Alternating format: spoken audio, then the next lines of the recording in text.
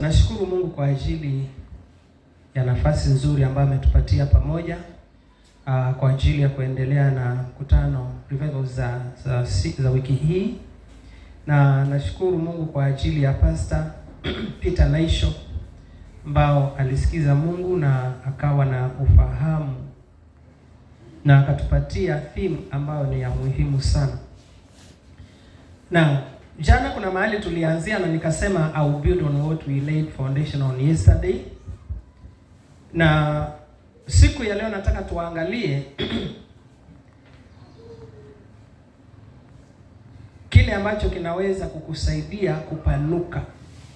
What can make you to increase and to expand.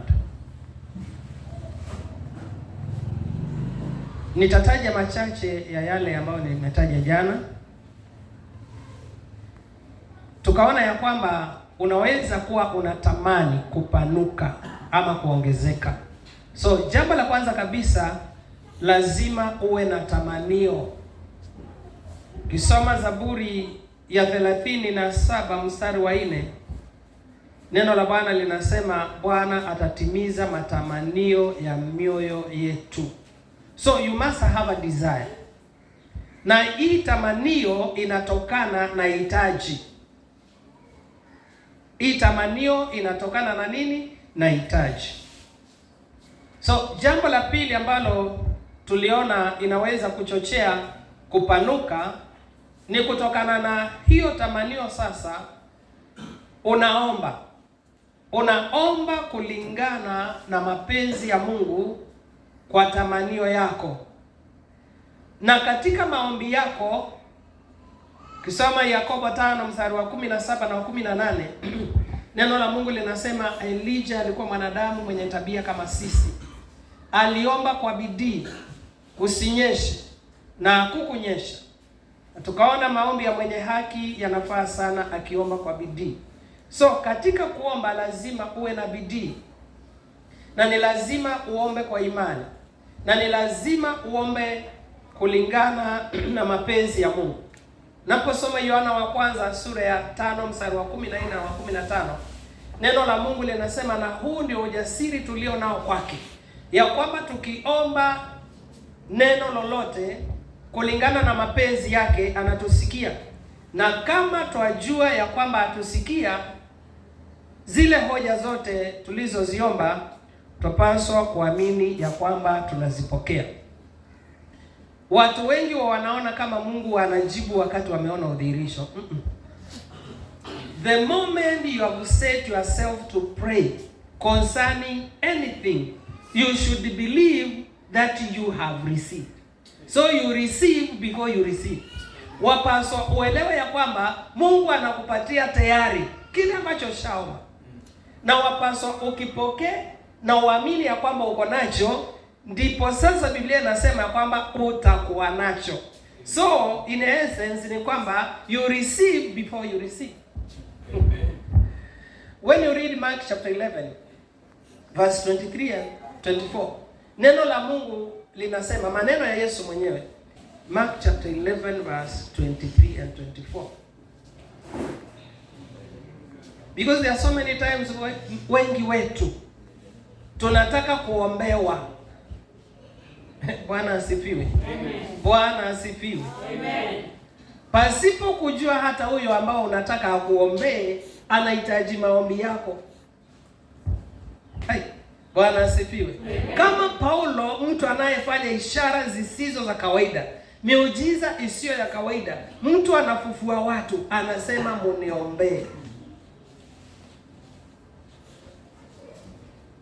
Mark chapter 11 verse 23.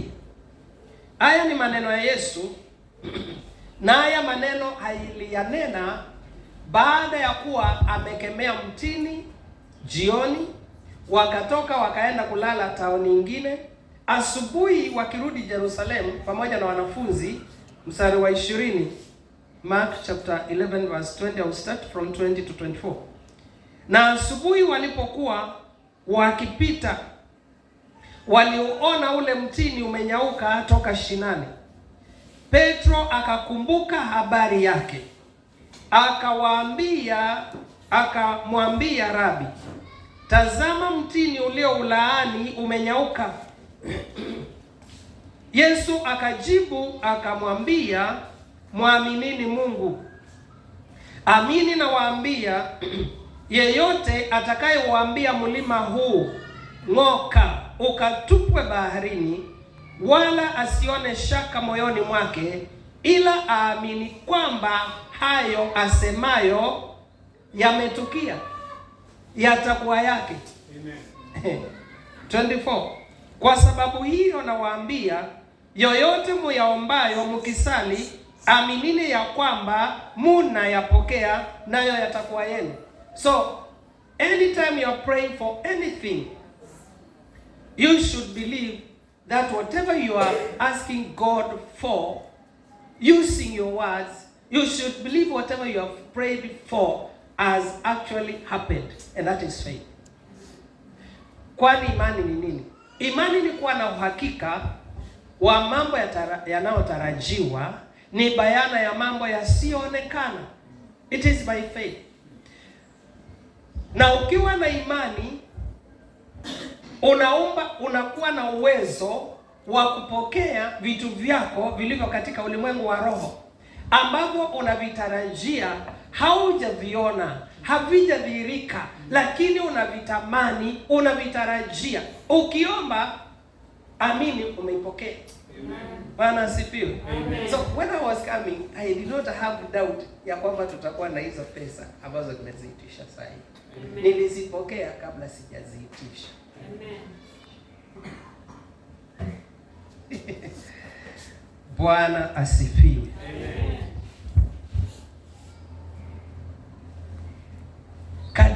Wakati Yesu alikemea ule mtini, ukienda usome hiyo story hapo juu, Biblia inasema ilikuwa si season ya matunda.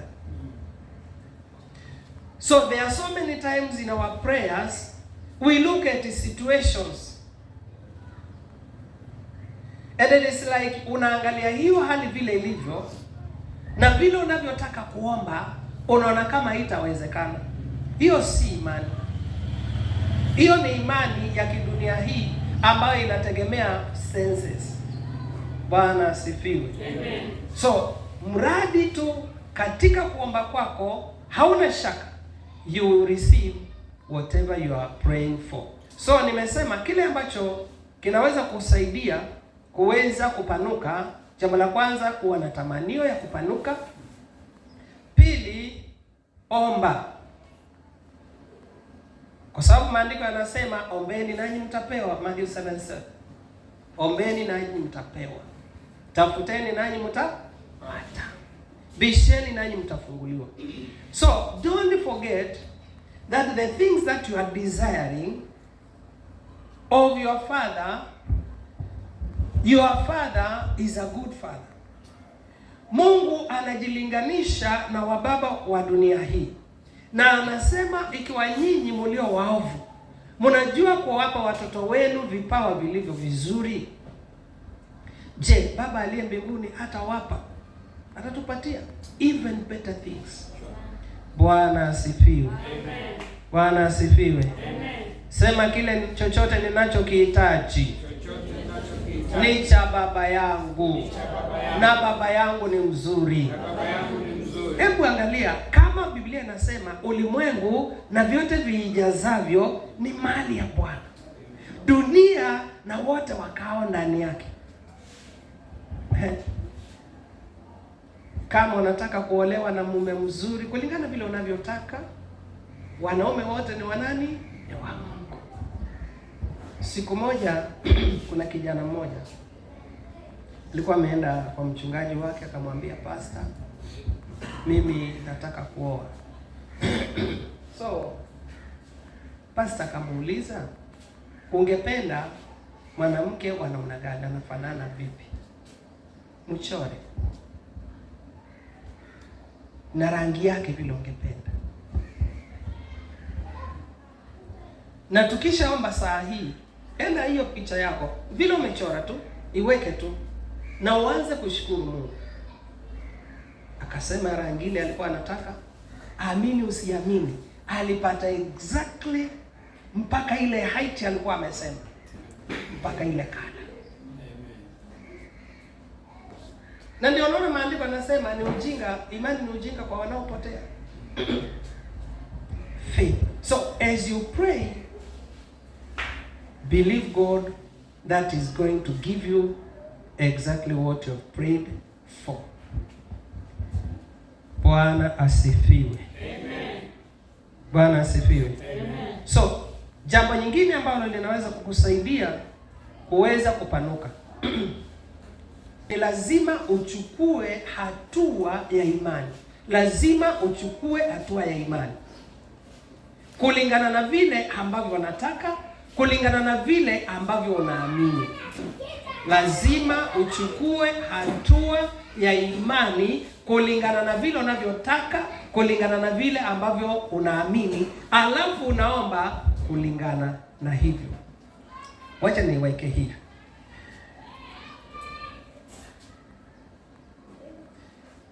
Yule mwanamke alikuwa anatokwa na damu, alikuwa anataka nini? Kupona.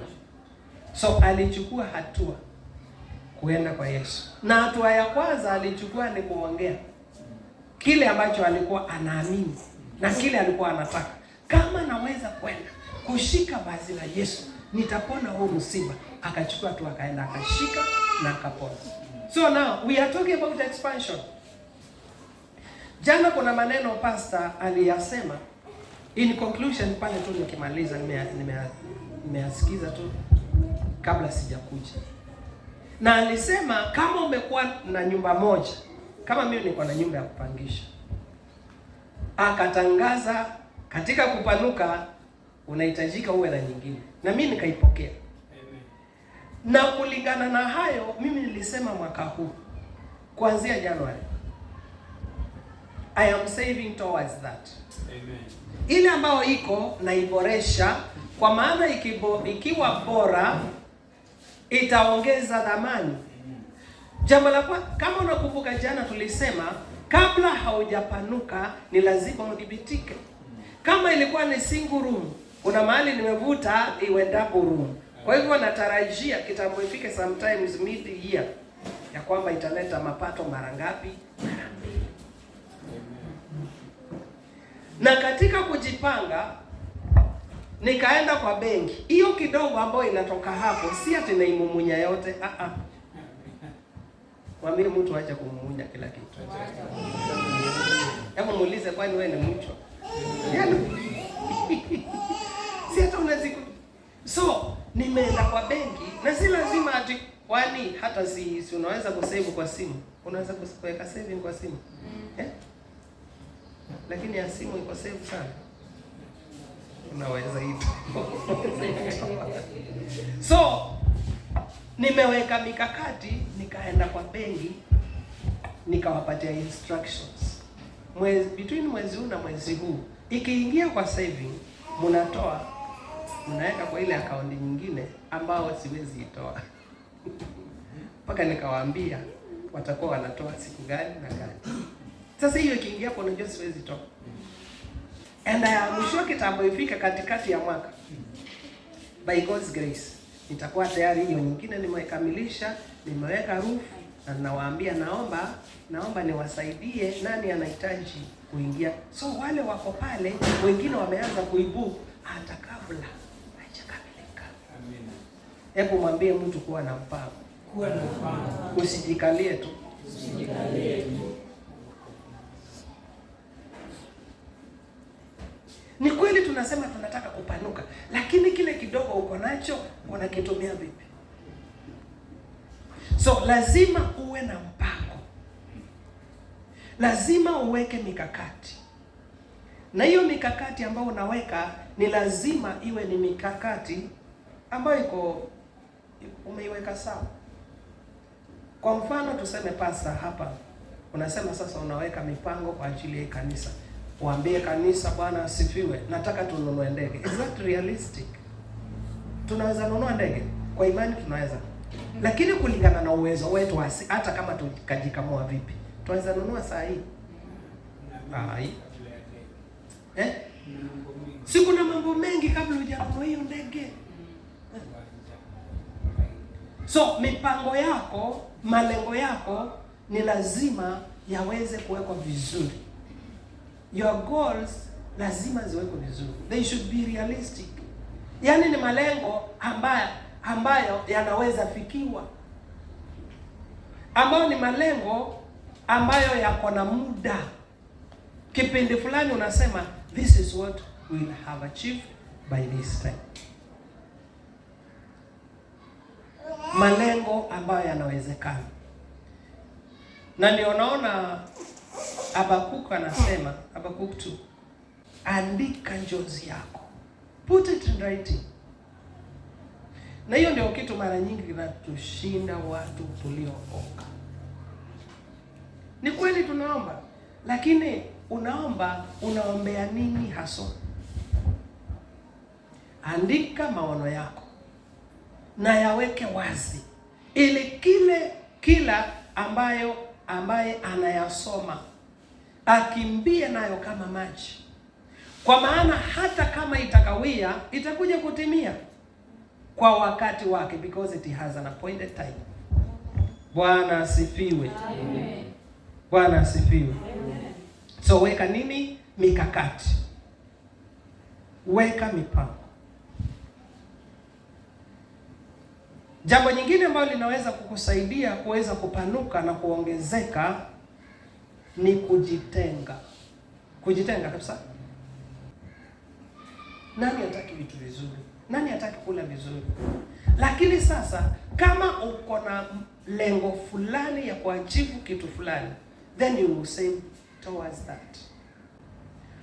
So nimesema ya kwamba lazima ujitenge. Na unajitenga na nini? Unajitenga na watu ambao hawaendi mahali unakoenda. You cannot be carrying everyone. Zaburi ya kwanza, Psalms chapter 1. Kuna watu, jana nilisema kuna watu ukikaa na wao, hata kama uko anointed vipi, hata kama uko na uwezo wa kiwango gani, lazima watakutoa kwa malengo yako. Na watu Zaburi amewataja hapa, Zaburi ya kwanza, Psalms chapter 1. Lazima ujitenge kabisa kama unataka kupanuka. Zaburi sura ya kwanza, mstari wa kwanza. Heri mtu yule asiyekwenda katika shauri la wasio haki, wala hakusimama katika njia ya wakosaji, wala hakuketi barazani ya wenye mizaa, bali sheria ya Bwana ndio impendezayo, na sheria yake uitafakari mchana na usiku. Kuna watu they are not serious about their lives. Kabisa. Kuna watu they are not ever serious. Wewe unampatia mtu, unamwambia mwaka huu nimepanga kujenga. Mwaka huu nimepanga kujenga. Yule mtu anaweza kukuwekea mpango wake bila wewe kujua. Akakwambia dada, ni mfano, dada mimi ameshajua mpango wako unataka kujenga. Na si amejua uko na kiasi fulani. Si umemwelezea, si rafiki yako. Na kwa sababu ni mtu hayuko serious, mtu wa mizaa, nakwambia anakakaa tu anakusoma tu, ashajua bila mahali umefika. Anakuambia dada, nilikuwa ninaomba hivi, niko na kitu tu kidogo, ni emergency kidogo, na kuna mahali nilikuwa nakojea pesa zangu nitakuorganizea mwezi mwingine. Si unampatia? Ninakuwa ndio story imeisha. Tujitenge na watu ambao hawako serious in life. Niliwaambia jana, uzuri ndio unatuharibu. You remember the 10 virgins, wale wanawali wangapi? 10. Wote walikuwa na taa. Wote wakawa na mafuta. Wote wakawa wako tayari kungojea bwana harusi.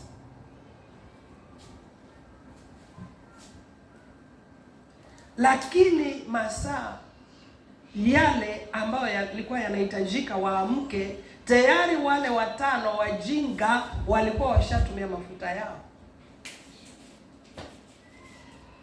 Kuna kitu nataka uelewe, Mhubiri 9. You don't have all the time to do that which you have planned to do. Mhubiri 9:11. Hauna wakati wote wa kufanya hicho ambacho unataka kufanya, ambacho umepanga kufanya mwaka huu. You don't have all the time. You only have a limited time. Mhubiri 9:11 inasema hivi. Naelewa mwenye kuandika hakuna mtu amewahi kuwa na hekima kuliko yeye Sulemani. Kwa maana kama ni mambo ya kuoa, alikuwa amefanya pia utafiti wa kuoa. Alikuwa na wanawake 300. Mpango wa kando 700. So huyo mtu namwambia nini kuhusiana na wanawake? Ashamalizana. Mambo ya kusoma alikuwa ashasoma. Anakushauri hivi. Kama ni kujenga, yule mwanaume hakuna kelele ilisikika kwa site akijenga kanisa. Kama ni miti ilikuwa inakatiwa kwa kichaka, inaletwa inafiti. Kwa hivyo wisdom hakuna kitu ungemwelezea hapa. Na Biblia inasema hakuna mwingine. So ndio anakushauri sahi. Anasema hivi.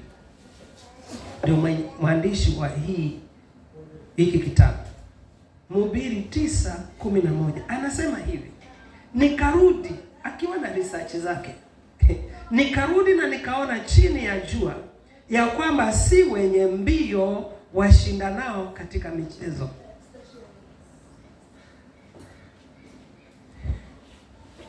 wala sio walio hodari washindanao vitani, wala si wenye hekima wapatao chakula, wala si watu wa ufahamu wapatao mali, wala wenye ustadi wapatao upendeleo, lakini wakati na bahati uwapata wote. One thing that every one of us has in common is time. Ni lazima uelewe huu wakati ambao niko nao sasa, nimekusudia kufanya nini, na hiyo nini nitaifanyaje, then focus on that. Amen. Bwana asifiwe. Amen. Na ukiwa namna hiyo, you cannot have time with everybody every time anywhere. Ta concentrate na kile ambacho nataka kufanya, because you know time is precious. So pamoja na kujitenga, ni uelewe ya kwamba lazima uweze kumakinika na jinsi unavyotumia wakati wako. Time is very precious. Mwandishi akasema, nikaona ya kwamba wakati na bahati kila moja iko.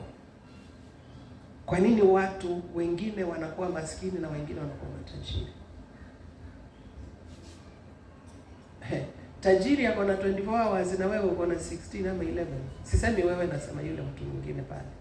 Sababu wewe ni tajiri. Bwana asifiwe.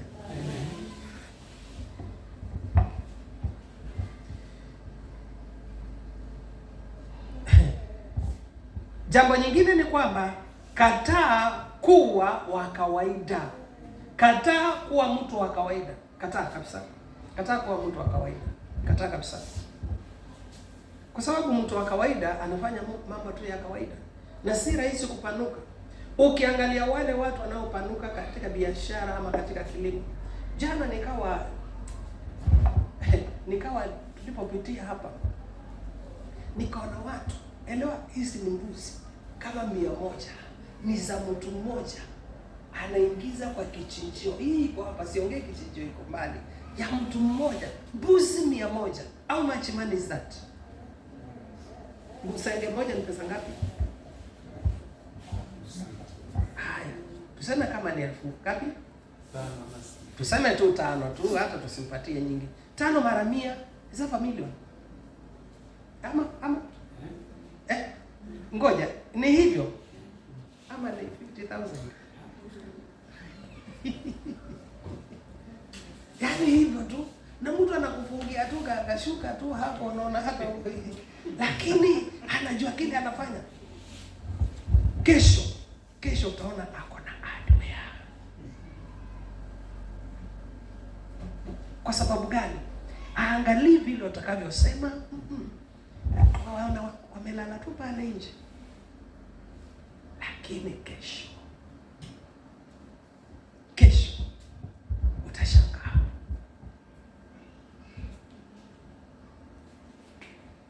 Sema nakataa kuwa mtu wa kawaida.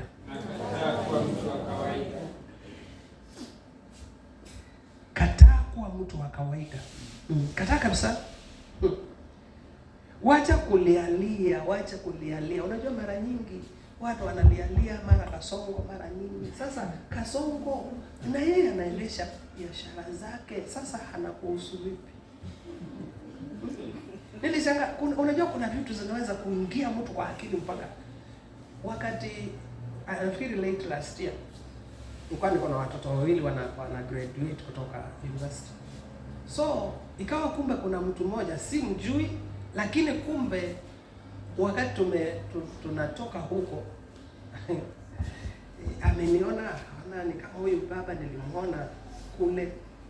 Kanisa mbona sini kama nilikuona mali. Na mimi nilikuwa nimeenda kuangalia pesa yako. Kaniambia hivi. Kaambia na mimi nilikuwa nimeenda pale kwa graduation ya watoto wangu wawili. Hai aliniambia baba. Wakanyakatiza Kasongo. Uwe na watoto wawili wamegraduate. Sasa kile kitu nilimwambia ni neema. Kwa sababu hata mimi sijui ingewezekanaje. Na watu waligraduate. Amen. The same time. Bwana asifiwe. Amen. So mwambie mtu nakataa kuwa mtu wa kawaida. Na tutaona mfano wa mtu mmoja ambao alikuwa si mtu wa kawaida ambaye anaitwa Caleb. Mimi napenda huyo mwanaume sana. Ukisoma kitabu cha Joshua chapter 14 nenda ukasome pale. Utaona Caleb yuko miaka 80. Wewe uko na ngapi? Muulize mtu yuko na ngapi? Hadi sasa tayari. Pia sasa zingine wanaona watu kanisani. Unakuta mtu anajikalia, yani ameketi, hata watu wameinua mikono waabudu hata ni miaka 20. Sasa ukianza hivyo, utafika wapi? Caleb yuko miaka 80. Na anakumbuka vile ambavyo walitumwa nchi ya Kanaani, waende wakachunguze na wakaona matunda, wakaona hiyo nchi iko sawa. Sasa out of the 12 spies, 10 wakaleta ripoti mbaya kwa sababu ya kuogopa. Wakafanya taifa nzima ilie kwa sababu ya uoga. Wakasema sasa sisi tulipoenda kule tuliona watu wakubwa. Sisi tukawa ni kama mapanzi. Sasa yenyewe elewa, huyu mtu mzima anajilinganisha na panzi. Tayari si watu ni kama amekufa. Taifa nzima ikalia. Lakini Caleb akasema we are well able. Hata tungeambiwa tuende saa hii. Na kwa sababu ya hiyo ripoti nzuri na kwa hiyo imani aliyokuwa nayo kwa Mungu, Musa akamwambia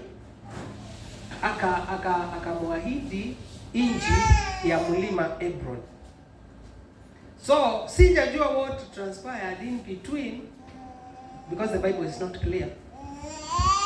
Lakini Joshua alipoingia katika uongozi after Moses, sikana kwambie, don't ever forget the promises of God. Bwana asifiwe. Usiwahi sahau ahadi za Mungu. Ahadi za Mungu ni ndio na ni amina. It does not matter how long it takes. Amen. It is yes and amen. And there is no. Amen. Jua watu wengine wanasema Mungu anaweza kuambia ngojea, anaweza kusema hapana. Hiyo ni yako. Hiyo ni yako. Ahadi zote za Mungu ni ndio na amina. Kama amesema ya kwamba umebarikiwa, amini umebarikiwa na ukae kama mtu amebarikiwa. Amen. Hai, Bwana asifiwe. Amen. Wewe unataka kuolewa, uogi, naongea na yule si wewe. Uogi, unatarajia nini? Watarajia nini? Amen. What do you expect? God is saying you are fearfully and wonderfully made. Ukijiangalia kwa kioo hata wewe mwenyewe unajichukia. This scripture is saying you are fearful. Ukitoka hivi you are supposed to walk like you uko nazo. Sasa hallelujah. Nani alisema ni lazima utumie Colgate ndio meno yawe sawa? Utukana mwarobaini tena yenyewe ni dawa. Kwa sawa unaona smile tu ki watakuja. Tena hata usiwe na pupa. Mwenye pupa adiriki kula gani? Tamu. Usiwe na pupa wako. Waonyeshe tu hauna haraka. Hata ingawa uko nini lakini waonyeshe tu kuwa mpole. Sawa.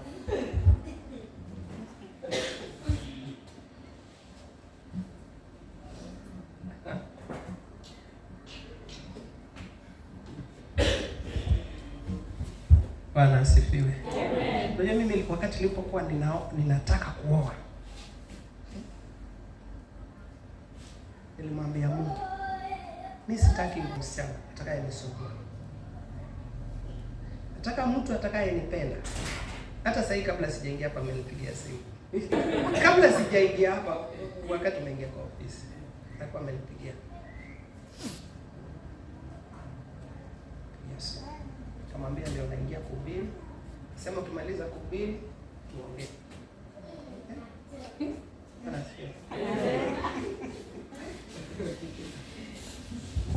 Nilimwambia Mungu sitaki mtu ambaye ananisumbua. Jambo la kwanza nataka mtu ananipenda. Na anapenda kile ambacho nafanya. Vitu vingine zajipanga. Sio?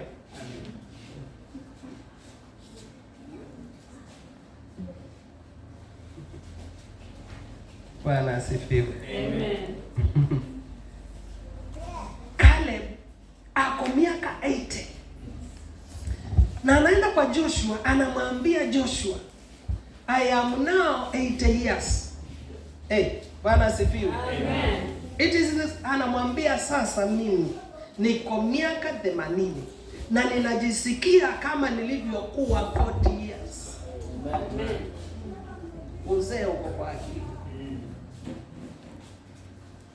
Umasikini uko kwa akili. Amen. Hata unaona mama anajikalia hata havai bra hata zikienda hivi hata zikienda hivi hata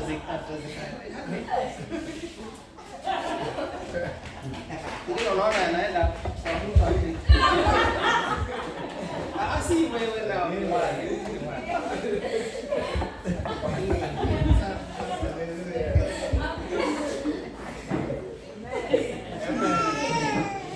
lakini unakoja tunajifundisha nini? Kupanuka na kuongezeka, si ndio?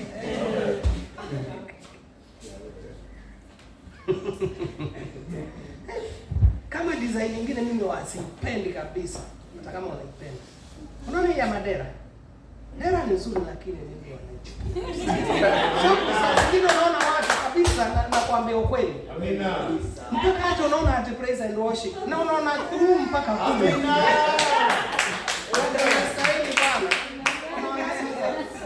Sasa hata kama ni breeze vaa tu nguo, kuna nguo tu. Amen. Sisemi wewe nyinyi mko sawa. Mimi huwa inanitatiza. Alafu akikaa sijui niseme hapa niseme. Alafu akikaa hata hajavalia ile petticoat. Unajua alafu pia nayo sijui zingine sijui kama hajavalia hiyo nyingine. Unaona? Sasa ni nani ata nini? Nilikuwa naongea kuhusu nini? Caleb, ni Caleb bado tuko kwa Caleb. Ako miaka mingapi? 80. Wewe ungependa naenda ikionekana na kila mtu. Mimi hata sitaki. Wacha niwaambie ukweli. Wacha niwaambie ukweli. Yaani sijui wale wanaume. Lakini ukienda ukionyesha kila kitu utaitaka kwa hiyo. Si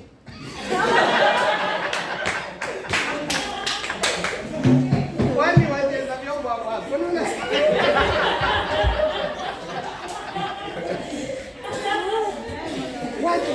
Wacha nikwambie kweli. Watu wengi, wanawake wengi hawajawahi jua jinsi ya kukaa na mume. Mwanaume anataka kitu kiko sawa. Amen. Ukienda ukionyesha watu, si inaonekana hata wewe mwenyewe unachokesha. Ngoja tulikuwa tunaongea kuhusu Caleb, si ndio? Caleb hapo miaka mingapi? 80. Anamwambia Joshua,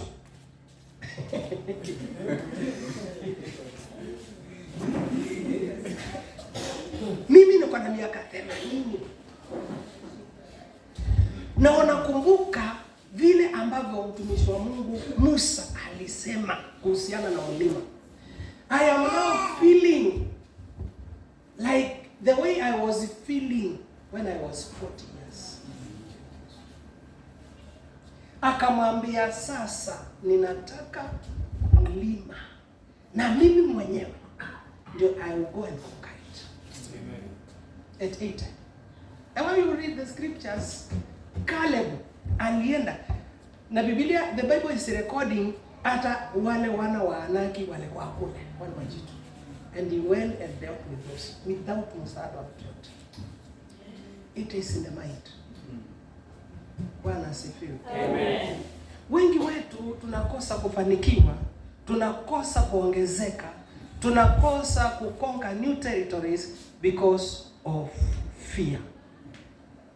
Na ndio unaona Joshua, before Joshua came into leadership, when you read Joshua chapter 1 verse 8, unaona Mungu anamwambia maneno ya kitabu hiki yasitoke kwa kinywa chako, yatafakari mchana na usiku, ndipo utakapoangalia yaliyoandikwa humo na uyafanye, ndipo utakapofanya nini? Fanikisha njia zako. Na akamwambia usiogope. Usiogope. Nitakuwa pamoja nawe. So, you should not fear. Miaka tu ni hesabu tu. Hesabu. Sasa tunaanza kusema ati mimi wani nimezeeka, so what? Sasa itatusaidia nini? Deliver. Bwana asifiwe. Mwambie mtu deliver what you are supposed to deliver. Sio tuambie uzee wako. Uzeeka kiasi gani? Nani hapa kwa 80 years? Nani yako 70? Naona pastor kuna watoto wadogo. Nani yako 60? Zinaona? Watoto wadogo. Hata mjane, mtu hajafikisha 60 years, haja qualify kuwa mjane.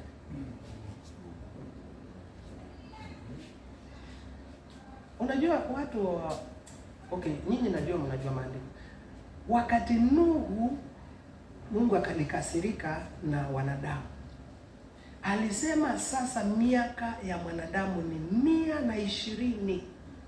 Kama uko 60, wewe bado ni mtoto mdogo. Uko supposed to wish 120. Na hiyo ndio iko kwa maandiko official ya hizi nyakati za neema.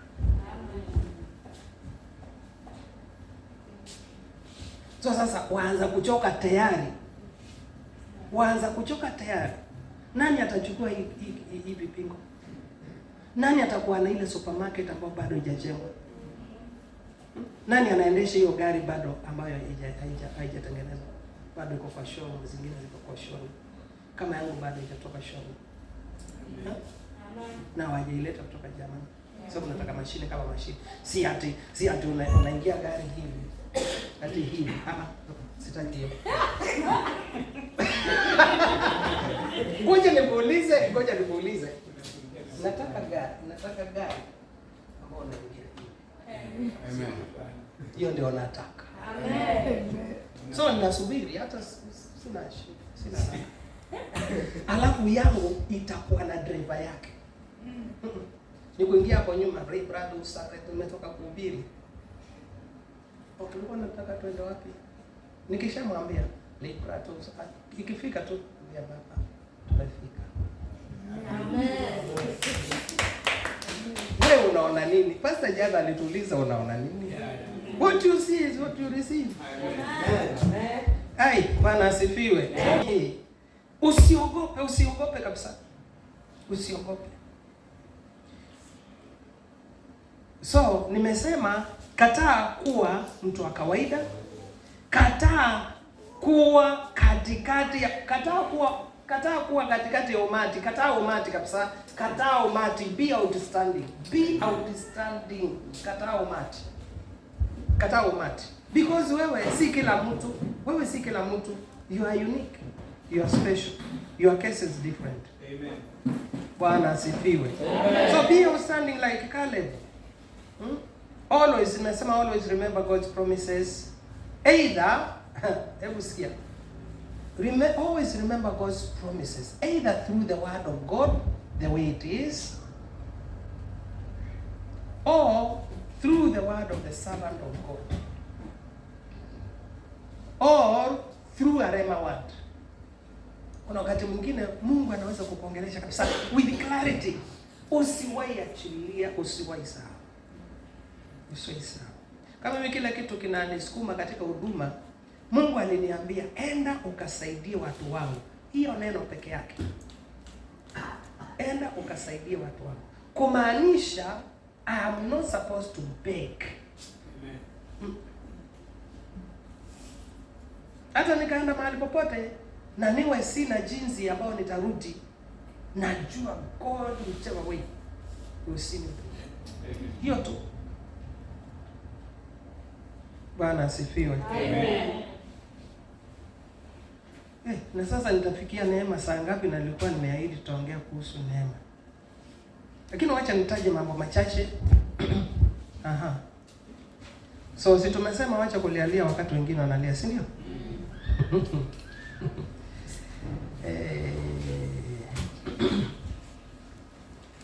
Alafu wakati mwingine unaweza kukutana katika kupanuka, unaweza kukutana na changamoto. Jitie moyo katika Bwana. Unaweza kuwa katika changamoto kiasi ya kwamba hakuna mtu wa kukutia moyo. Always encourage yourself in God. Remember the word of God is true and amen.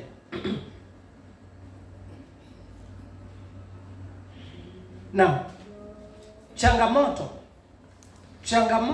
za kupanuka. Changamoto ambazo unaweza kukutana nazo ukiwa unatamani kupanuka. Na hii ni changamoto nzuri. Ukipanuka unatamani kuendelea kupanuka. Sijui kama unapata hiyo. Tuseme kwa mfano, hii kanisa tuseme tumeipanua mpaka pale, kwa ile nyumba iko pale na kule. Si tumeipanua? Si ndio? Literally, physically. Sasa unajua hiyo inakupatia changamoto. Utanunua viti. Itakupatia changamoto, utaweka floor. Itakupatia changamoto, utatafuta vitambaa vingine. Unaona? So changamoto ya kupanuka, it is a desire.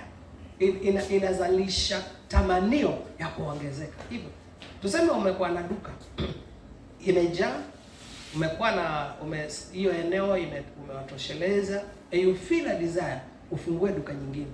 Itabidi utafute na hata watu waajiri kama hayo. So hiyo ni changamoto ya kupanuka. It creates in you a desire to expand them more. Changamoto nyingine ya kupanuka ni kwamba kuna resistance. Kama saa hii, for example, if there is anything you want to expand on, kuna na resistance, na how to counter resistance is kuongeza maombi na kuongeza maombi. Na kuomba Mungu akupatie hekima. Kwa maana resistance zingine ama kuzuiliwa kwingine unahitaji hekima ya Mungu ya hali ya juu. For example, tuseme kuna physical resistance. Iwe kuna watu hawataki uko kupanuka ambao unataka. For example, kuna church moja ambao ilikuwa wako katikati town kule. Alafu ikawa hata si town, ilikuwa ni nje kabisa. Alafu ikawa kuna mtu mmoja ambaye hataki hiyo kelele. Kuna kwa sababu ako na pesa. Ile tulikuwa tunaongea anaenda anaongea na mapolisi, wanakuja wanachukua vyombo vya pastor ya kanisa, unaona. Lakini sasa tuseme wewe mtu kama huyo upigane na yeye direct. Unaweza pigana na yeye kupitia kwa maombi mwanzo, then of course kama kuna vile ambapo unaweza kuiaddress kupitia kwa authority. So challenge ya expansion ni resistance, kwa sababu wale watu walio kinyume na huduma ama kinyume na wewe hawawezi kutaka uendelee. Bwana asifiwe. Amen. Bwana asifiwe. Amen. Sijui kama nani amewahi kununua shamba? Ngoja. Nani amewahi kununua shamba? Bwana asifiwe. Amen. Unataka shamba ingine? Na si upokee. Yule anasema aliye nayo anaongezewa. Yule ana, ile ambayo hana, imagine hata hapana. Pokea neema ya kupata mashamba. Amen. Bwana asifiwe. Amen. Ukiwa umenunua hii sehemu na ukiwa unaendelea vizuri, wakati mwingine waweza kuta kama ni jirani ambao kuna tumifugo, anaweza tuma tumifugo wake tunakuja kula. Hiyo inatokana na nini? Na wivu. Sasa hii kucounter this unaweka nini? Face. Ama Mungu anakupatia neema unainunua hata hiyo yake. Ndio sasa hiyo ya unaona.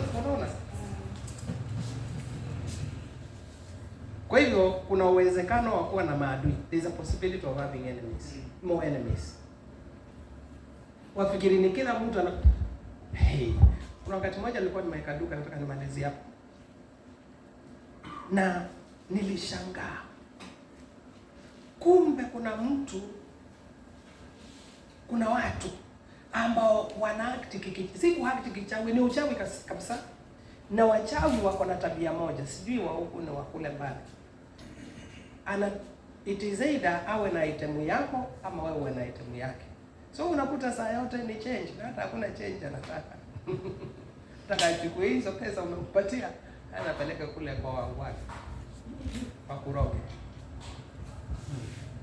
And I've realized there are so many people that are in business as I'm talking, wanatumia nguvu za giza. Sasa kuna wakati mmoja nikiwa na hiyo duka, niliona kamzee kamoja. It was very early in the morning. Nikajua kale kutumia madawa. So akaniambia, kijana, naomba nikutengezee biashara yako. Nilimwambia yangu ilitengezwa kitambo na Yesu. Akaniambia basi acha nikatengeze wengine. Nikamwambia I wish you well. Akaenda akatengeneza, akarudi jioni akiwa na pesa kama pesa. Sasa hizo pesa zote aliloacha kwangu. Anataka item hii na muuzia. Zote nilizichukua. Kaenda na item zangu. Maisha hiyo. Amen. Si pastor alituambia hapa hakuna pesa mbaya. Hizo ambao alitibu watu nazo akaziacha kwangu. Nikapanuka. Amen. Bwana asifiwe. Nikaongeza stock nazo. Amen. So, tarajia kama unataka kupanuka, be prepared for criticism. Criticism. Kusemwa. Kwa mfano sasa hii kukawa kuna mavieti kama 5 zinaingia hapa. Yaani unakuta hata watu washashuka kitambo na kuna gari nyingine sikumbuki jina yake. Unakuta hata umeshashuka na umeshaingia na bado yafanya tu hivi. Yafanya tu hivi. Sijui ni hivi hiyo. Niambie siingia hapa 5. Ama 10. Itasemekana yule pastor ni devil. Watasema. So usiogope kusemwa. Mimi naona watu wengine hata mtu angalia ati mbona wananiita devil. Kama Yesu mwenyewe aliitwa mkubwa wa mashetani, wewe utaitwa nini? Wewe mtu Yesu kubabaishi. Wakati mwingine kupanuka hata kuna hatarisha maisha. Yes. Yeah.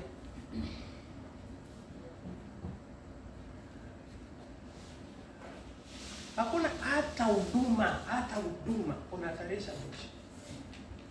Unahatarisha. So si ndio kusudi Mungu anasema usiogope. Bwana asifiwe. Amen. faida za kupanuka. Faida za kupanuka. Wacha nitajitaje tu sababu time yetu imeisha. Faida za kupanuka. Faida ya kwanza, unakuwa na nafasi. You have more space for operation. You have more space for operation. Unakuwa na nafasi zaidi ya kufanya kile ambacho ungetaka kuendelea kukifanya.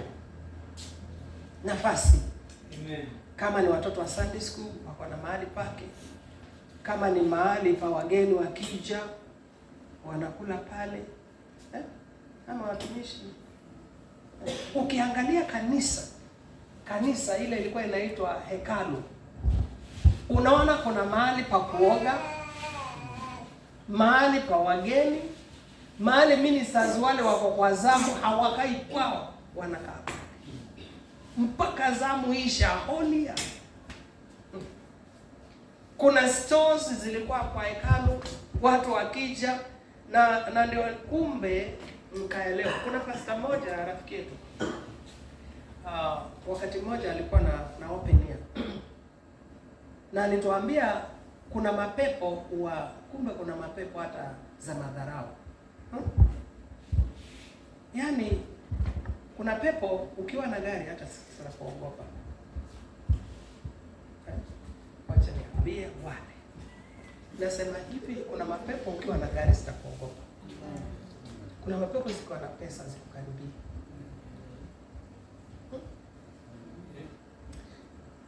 Alituambia hivi, alikuwa kwa open air anaambia watu.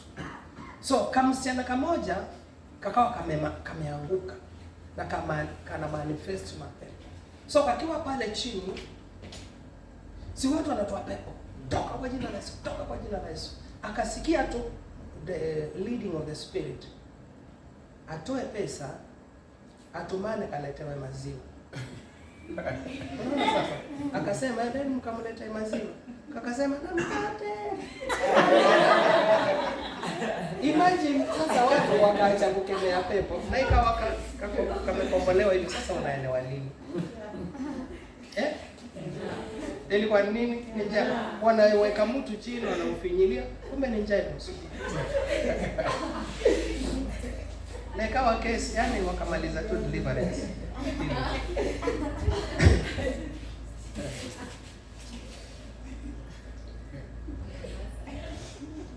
Mwambie mtu tamani kupanuka. Okay, when you expand you get new acquaintances. You get new acquaintances. Yaani unapata watu wapya, watu wageni. Hakuna mtu anataka kitu ambayo imetulia. Anataka tu people are excited about new things.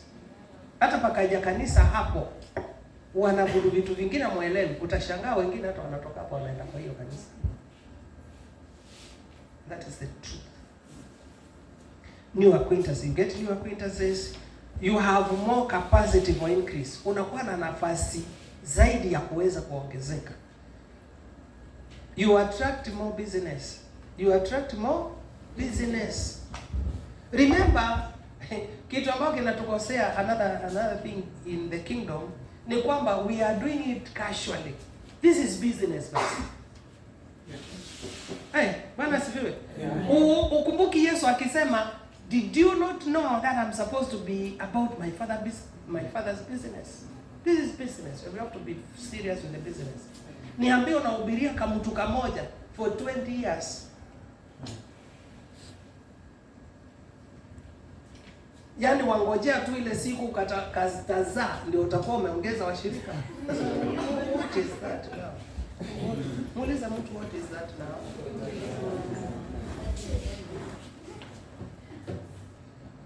You attract more business. Jambo nyingine kwamba you have variety. You have variety. You have variety. Nikuulize umekuwa ukiuza maamri. Ukipanuka utazidi tu kuuza maamri mengi. Utaweka na kaimati. Na utapata customers wataongezeka. Na pesa zitaongezeka. Kaimati zikija mwingine atataka chapati. Uongeze. Hata uongeze wafanyikazi. Nakumbuka tuko na mama mmoja kanisani. Yaani anisikia tu apike viazi. Lakini wanapika hivyo vitu vyote vya kupika. and she earns more money than wewe ambao uko kwa kazini. She earns more than people that are, most of them hata wako kwa kazi kabisa ya mshahara, kwa sababu wanakula hapa. Wengine wanasimamisha gari, ana take away hapo na dona ziko hapo, sambusa, hizo viazi nini, mention those things. Mpaka akona wafanyikazi na anawalipa. So inaleta nini? Ina attract more business, inaleta variety. Yaani unakuwa na vitu vingi vilivyo tofauti. Hata kanisani ni hivyo. Tukipanuka utaanza kupata hapa maaskari, utaanza kupata pale madaktari. Kwani si unaona Yesu alikuwa na madaktari? Huduma. Taaluma tofauti zitakuwa. So tutamani kupanuka.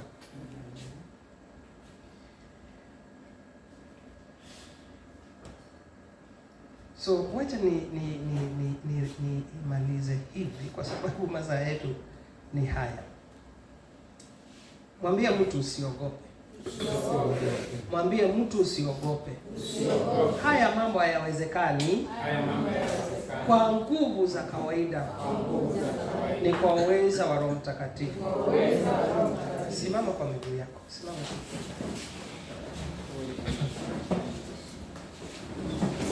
It is not by power. Because haya mambo hatuwezi. Kama jana vile nilisema, waweza kuwa na akili, waweza kuwa hata na hizo pesa, waweza kuwa hata na hiyo nafasi, lakini kama kuna kizuizi katika ulimwengu wa rohoni, whatever you want to do haitafanyika. Na kwa sababu ninajua tumefunga na nataka tukaweze kuwa tunamaliza wakati unaofaa, nataka tuseme haya maneno. Sema, Baba yangu, ninakuamini kwa neno lako. Ahadi zako zote ni ndio na amina. Siku ya leo ninaamini ya kwamba pesa zote ninazozihitaji mahali popote ziko nazipokea, zinakuja kwangu kwa jina la Yesu.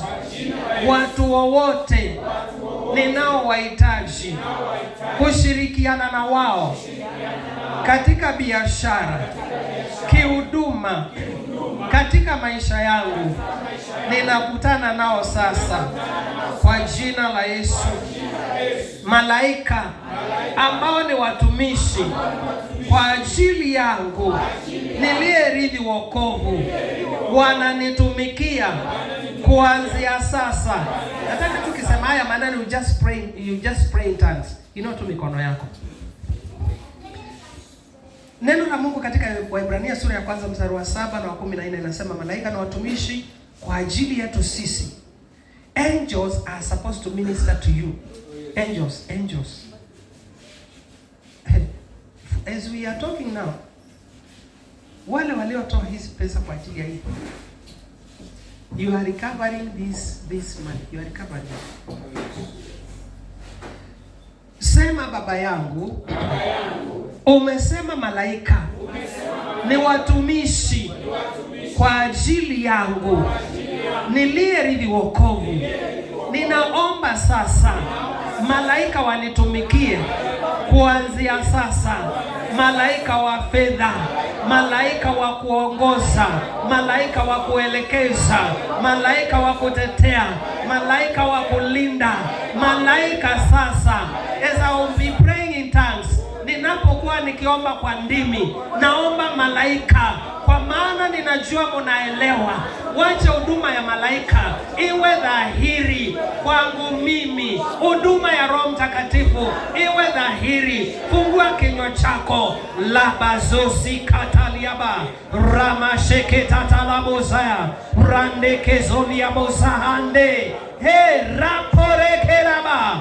Money is coming now. Zwazi kangwala godogo segeda didayanda ramakoso in that business. ikanoni anzonda hende babosa makologo soche hayaka atalalabosa hore masayaba. Arise, O my Father, let the enemies of this church scatter. Mazatalabo, inuka Bwana, maadui za huyo mama wakaweze kutawanyika, maadui wa huyo baba wakaweze kutawanyika, maadui wa huyo kijana wakaweze kutawanyika.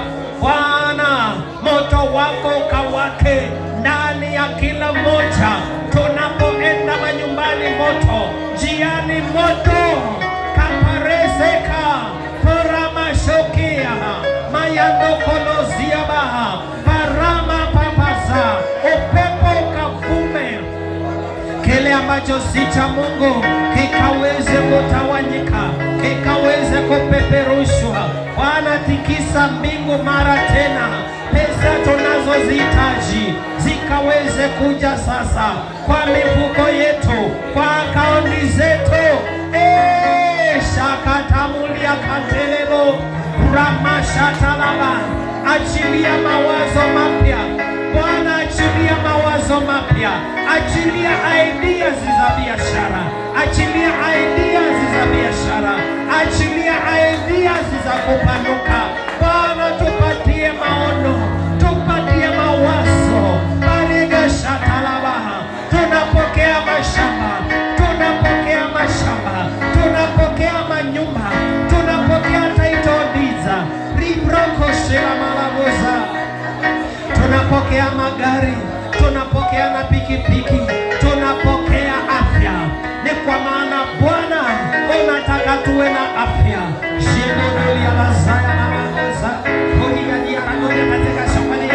Tunapokea makabila tofauti tofauti, tunapokea makabila tofauti tofauti, tunapokea mataifa tofauti tofauti.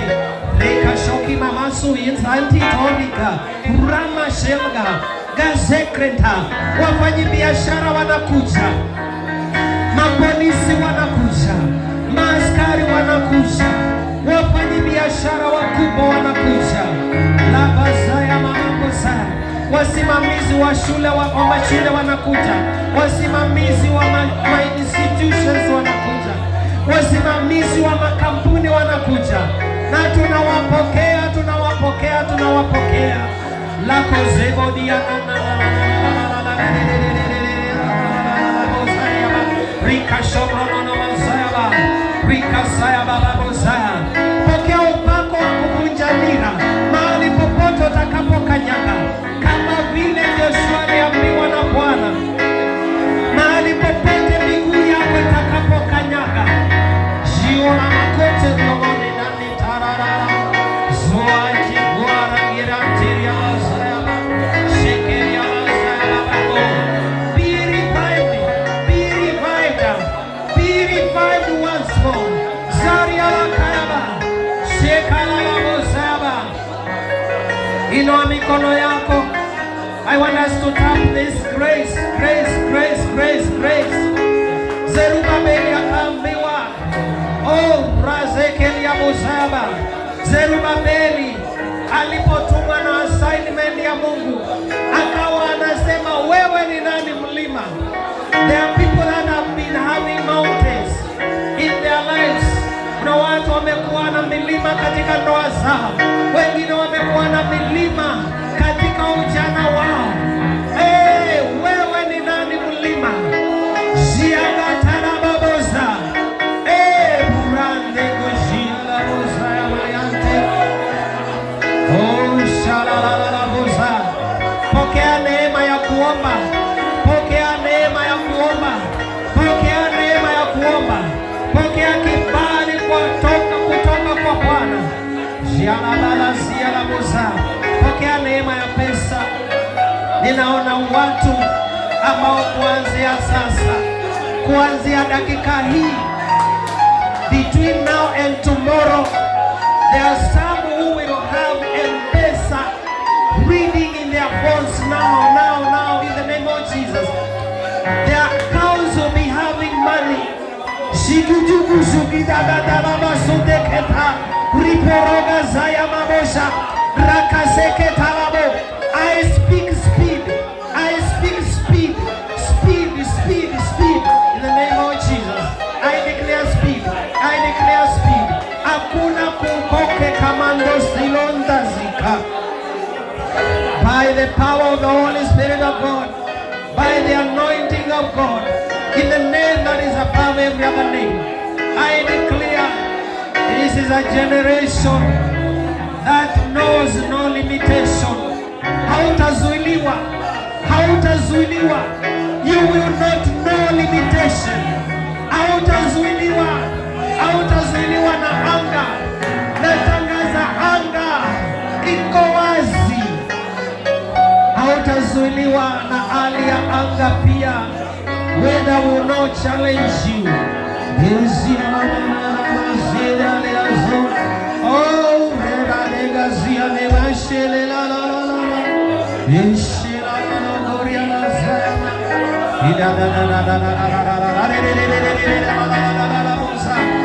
I hear a song of joy.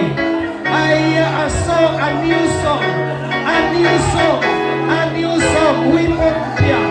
Wimbo mpya katika hiyo ndoa. Pokea mtoto wewe uliye hauna mtoto.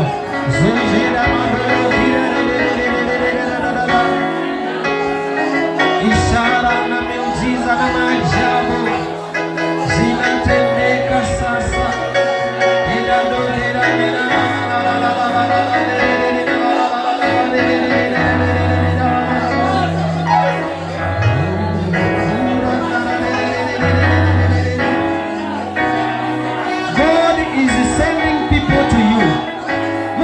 Anatumana watu kwako.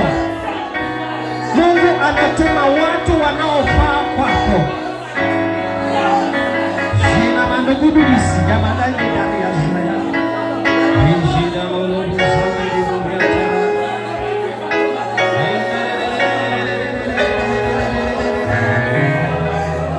Unafanya mambo ambayo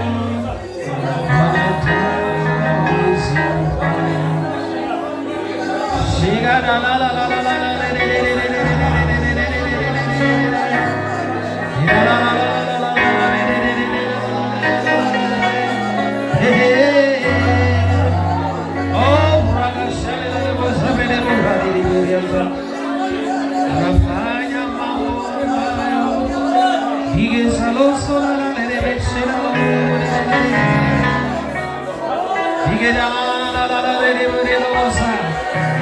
From today, God is giving speed. I declare speed. I declare speed. I declare speed.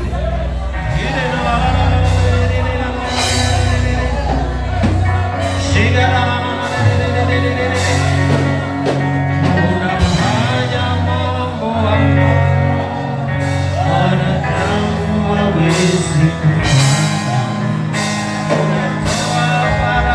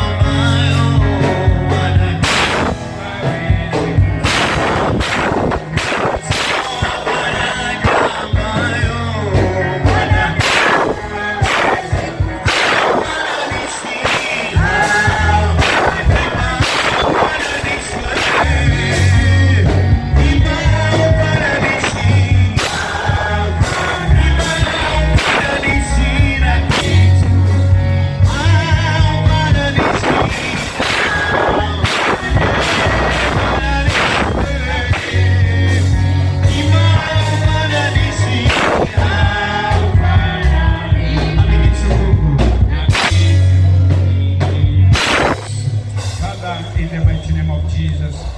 Tunalibariki na kulitukuza jina lako, kwa maana umwema na umwaminifu. Utukuzwe milele Bwana, kwa makuu unayofanya katikati yetu Bwana. Wewe ni Mungu mkuu, unatuliza bahari. Bwana wa majeshi, unafanya njia pasipo na njia. Unatoa faraja Bwana, unayoyatenda ni zaidi ya kuelewa kwetu. Ukatuambia mwaka huu ni mwaka wa upanuzi na ongezeko. Bwana, unajua ulivyoahidi, ulichomaanisha. Bwana, kuna wanao wamengoja na wametarajia kwa kipindi kirefu. Kuna wengine hata hawakuwa na matumaini wala matarajio, kwa sababu walifika mwisho wakakata tamaa. Ile unachochea na kusema mwaka huu ndio mwaka wa ushuhuda wao, ndio mwaka wa kutimiza ulichoahidi kwa maisha yao. Wakaona kama umesahau. Bwana, pokea sifa. Bwana, pokea utukufu. Jinsi wanao wameingia, zuru kila mmoja Bwana. Kuna wengine wameingia na maumivu, kuna wengine wameingia na maumivu ya shingo, wengine ni maumivu ya kiuno, wengine ni hali za roho zao, wanasikia kuchoka. Asante kwa uponyaji, asante kwa uzuri wako e Bwana. Umetuzuru kwa njia ya utofauti. Asante kwa ajili ya mtumishi wako Bwana, ikiwa ni siku ya pili Bwana, tutasema ni asante, kwa maana unazidi kuinua kiwango, unazidi kutufikisha mahali Bwana, kwa utukufu wa jina lako. Mioyo yetu iko wazi kutarajia kutoka kwako, kwa utukufu wa jina lako. In Jesus name. Mtu mmoja aseme amen. Bwana Yesu asifiwe.